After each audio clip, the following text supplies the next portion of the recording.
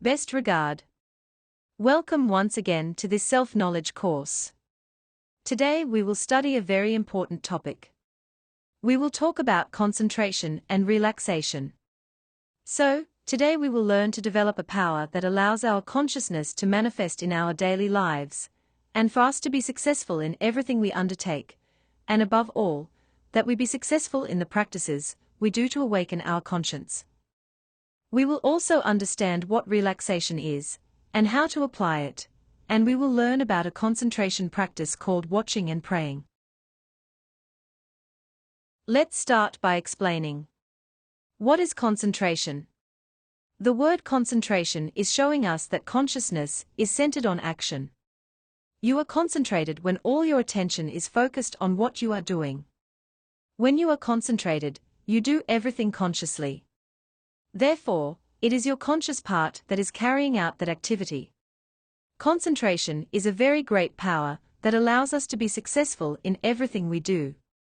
Not doing things with concentration is the reason why we constantly make mistakes, and that things don't usually go the way we want. It is also the reason why we usually don't have enough time to complete the different tasks we must do, since distraction leads us to waste a lot of time. Furthermore, distraction is the cause of accidents, and is also the reason why, many times, practices such as meditation, astral projection, sexual alchemy, etc., do not give positive results. So, we must begin by understanding that as long as we are distracted, our consciousness cannot manifest in us. Concentration is from consciousness, while distraction is from the ego.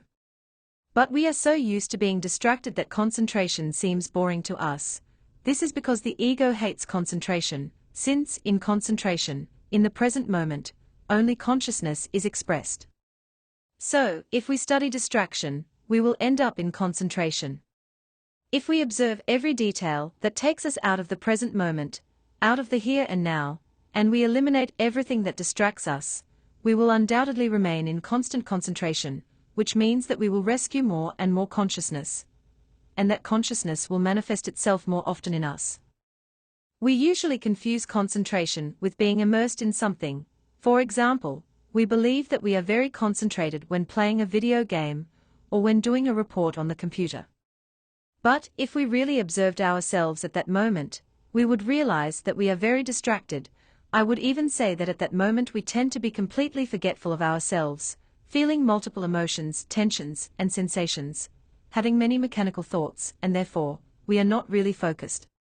To be focused on an action, we must be alert, be aware of ourselves, feeling that we are inside our body, feeling our heart, our life. And from there, with full awareness of ourselves, carry out the action that corresponds to do.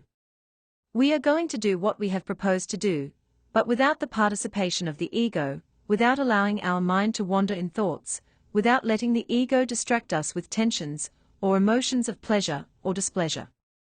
And, above all, eliminating all that chatter that constantly occurs in our minds.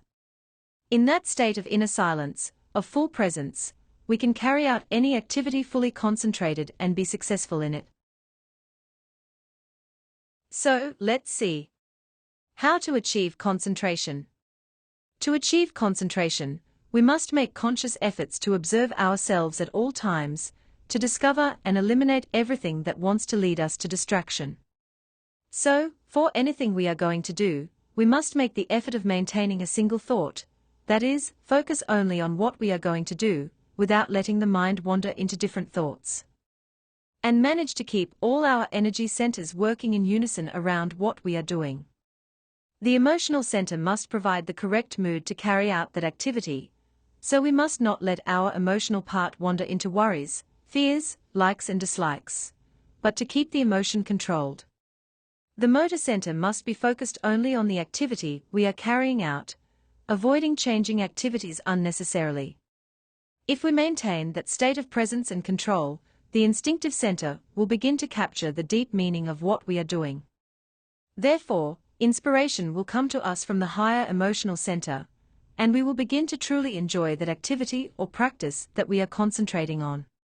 The sexual center will contribute its creative capacity, and thus, the wisdom of our consciousness, from the superior intellectual center, will manifest to us, and we will be successful in what we are doing. Consciousness knows everything and makes everything perfect. We have to discover and enjoy being present, focused, with our consciousness directing every action we take. To do this, we must start a war against the psychological defects that distract us, that keep us asleep. Asking our particular Divine Mother to disintegrate every psychological defect that is leading us to be distracted.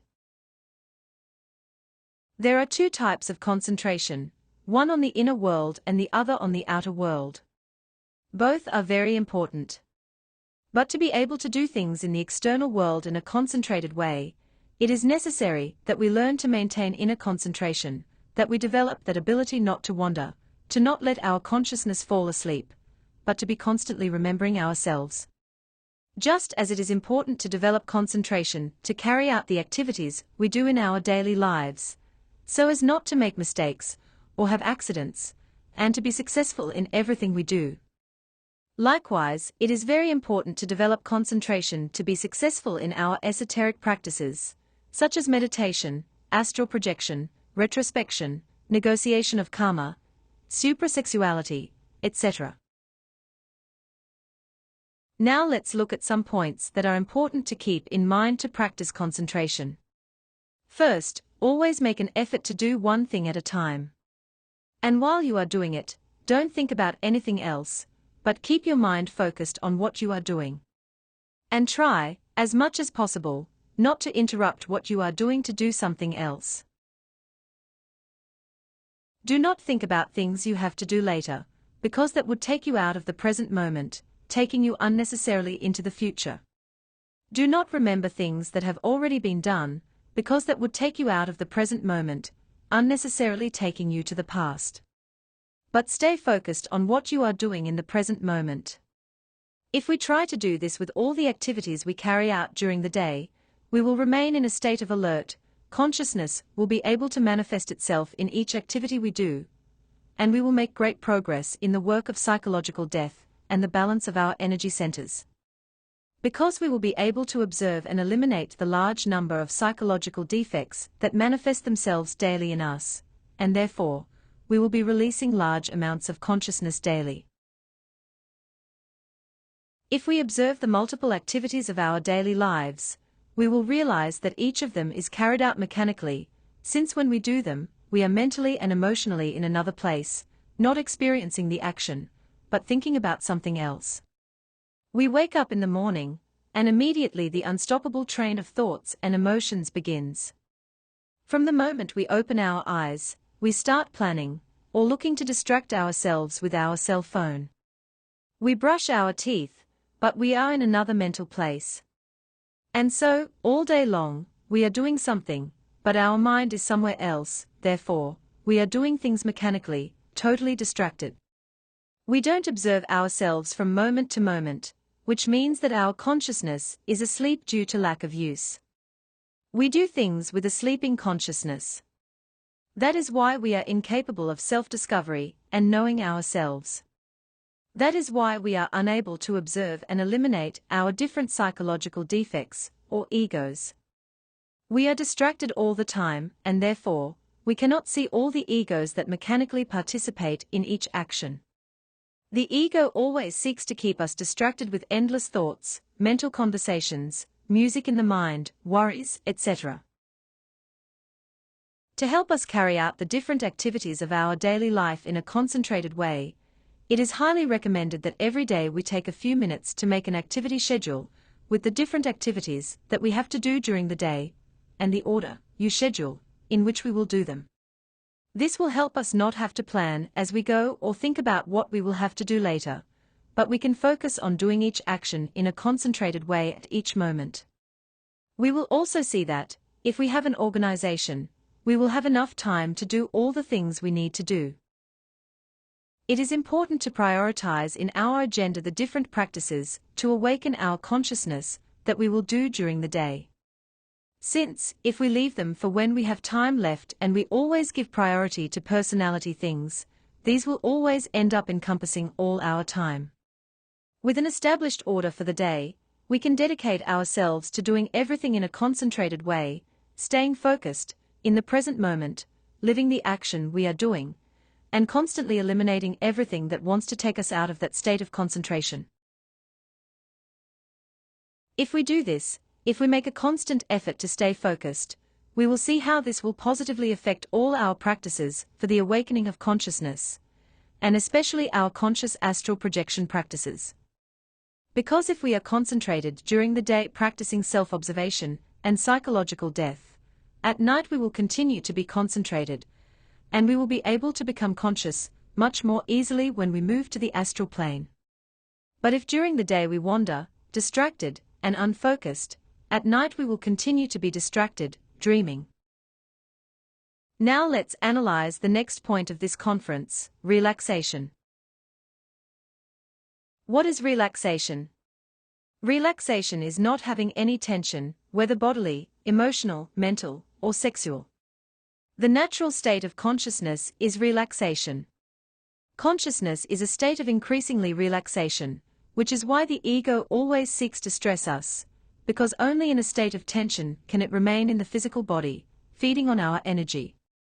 Therefore, we must learn to observe what things constantly cause us tension.